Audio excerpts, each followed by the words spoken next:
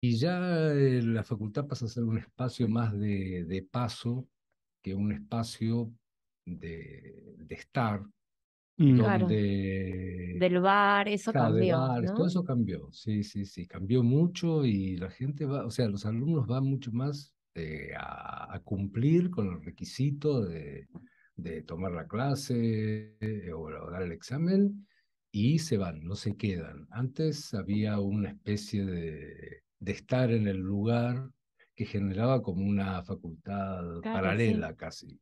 Que es lo más rico de la vida universitaria, yo creo, ¿no? Que estar en contacto con otros alumnos, con toda esa cultura, entrar en conversación con los El profesores bar, más allá de la cátedra. Sí, tal es cual. realmente la otra universidad, ¿no? Claro, sí, sí, Para sí. mí. No, no, no, es O que pensando en mi vida universitaria, yo creo que es lo que más he disfrutado. sí, no, no, no, creo que Sí, yo sí, también. que fue, incluso en los momentos por ahí más complicados, en los momentos de la dictadura y todo Ujú. eso, o sea, el Claro. bar funcionaba como una segunda instancia. Un Y lugar de por encuentro, de un lugar de diálogo, claro, sí, de sí, sí, estudio, sí. sí, sí, sí, sí, era, bueno, eso fue una de las cosas que me lamento mucho porque allí había varios bares y del año 88, desde que se mudó la facultad allí hasta ahora, fueron quedando cada vez menos. Claro.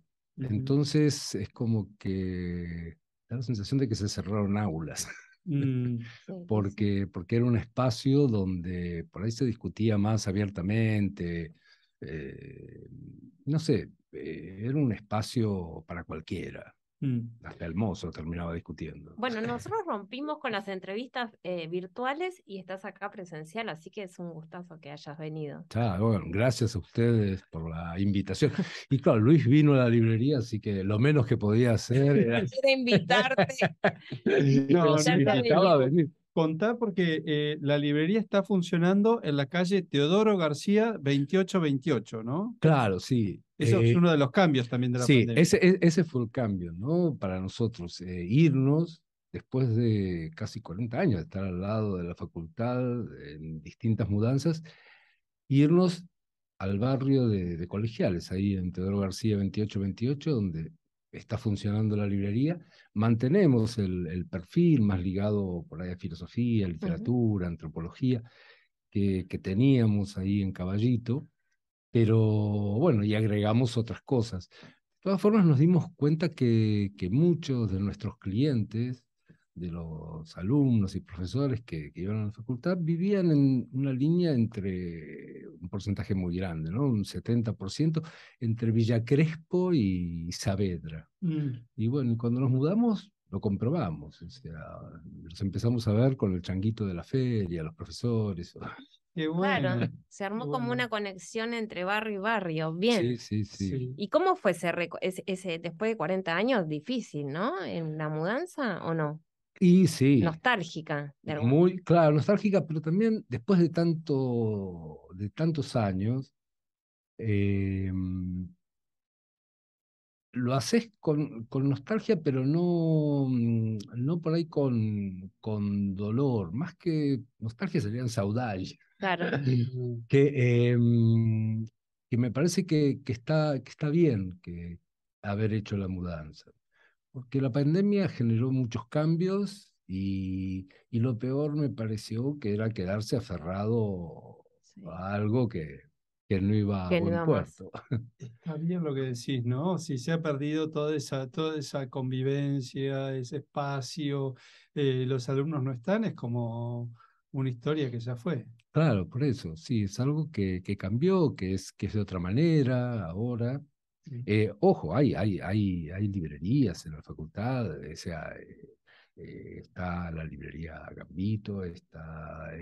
sigue habiendo fotocopiadoras, a ver, pero todo esto mucho más reducido. Claro. Mm. Vos sabés, Nuria, que cuando estuve en la librería Biblos, en la calle Teodoro García, Miguel me transmitió también su pasión por los haikus.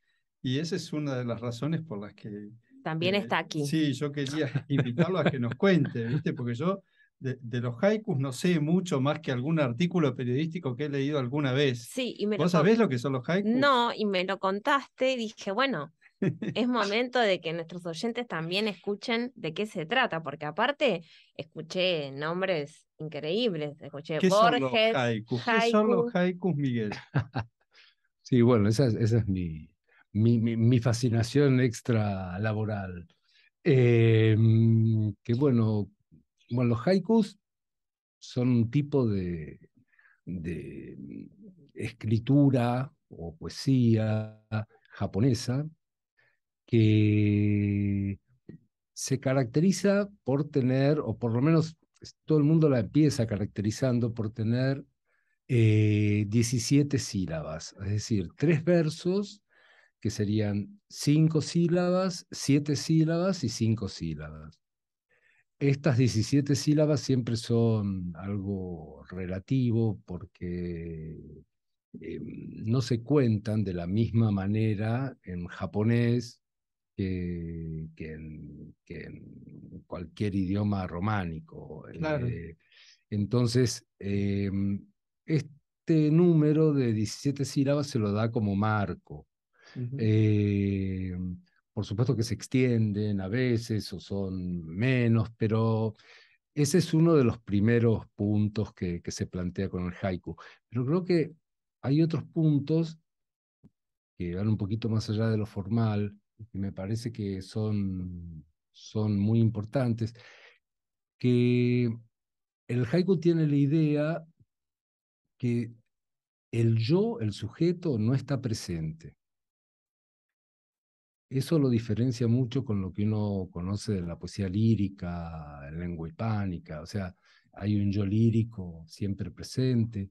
Y en Ujú. el caso del haiku no, es casi como una fotografía, como un señalamiento de un momento, de una situación que, bueno, por tiempo, por espacio, es irrepetible, pero que esa situación generó en quien lo lee o genera en quien lo lee un estado así de empatía, de suspensión de la realidad que los japoneses le llaman aware a eso.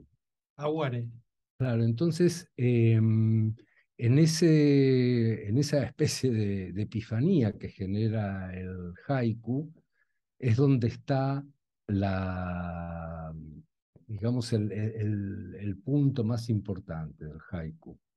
Eh, este aguare se logra siempre con otro de los puntos que tiene, aparte de esto que decía al principio, que es la idea de que no tiene que estar presente el sujeto.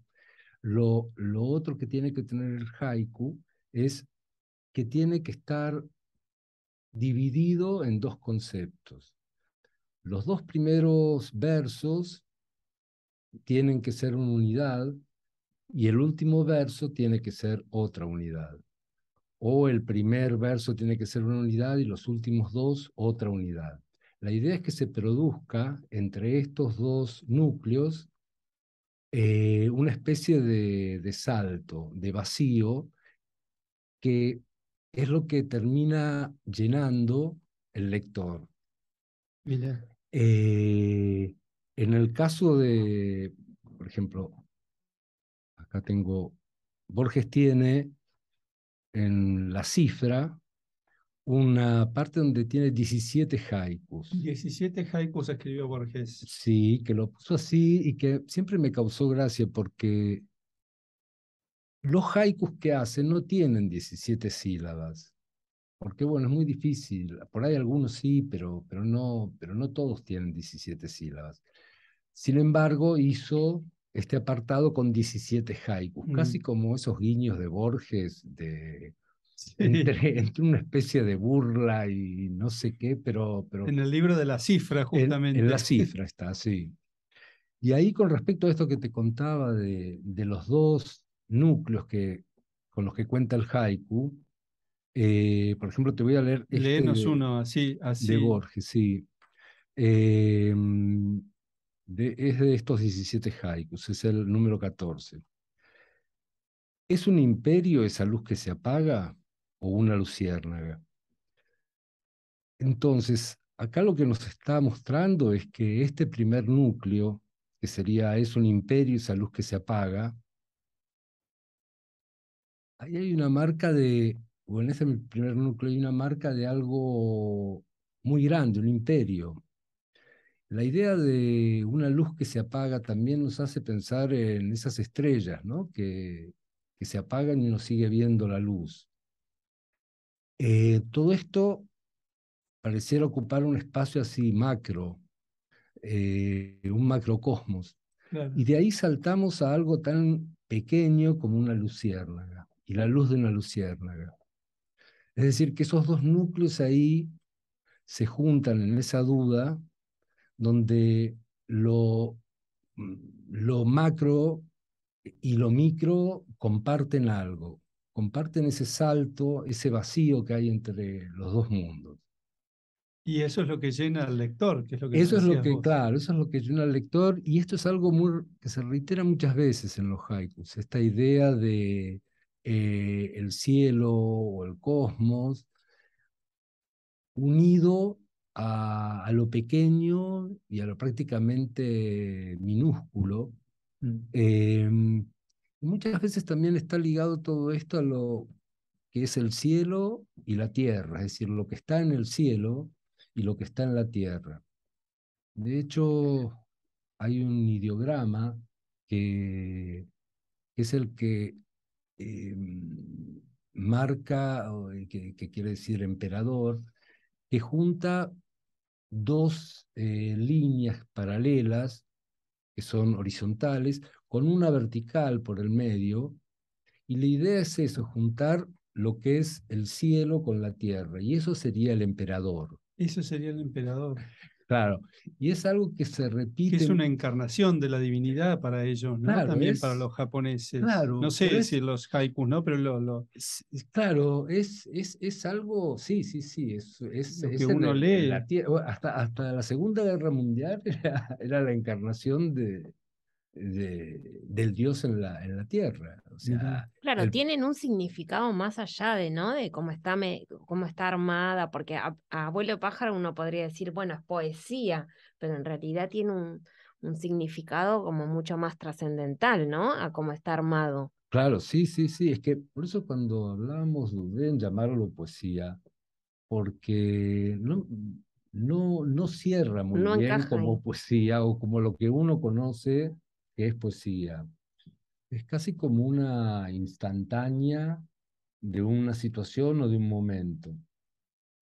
Y eso también me hace pensar en lo que son los ideogramas orientales, Claro. que a diferencia de las lenguas románicas que juntan 24 27 letras para formar una palabra, en los ideogramas hay una lectura que es casi como la lectura de un cuadro. Está lo visual muy ligado a lo nombrado.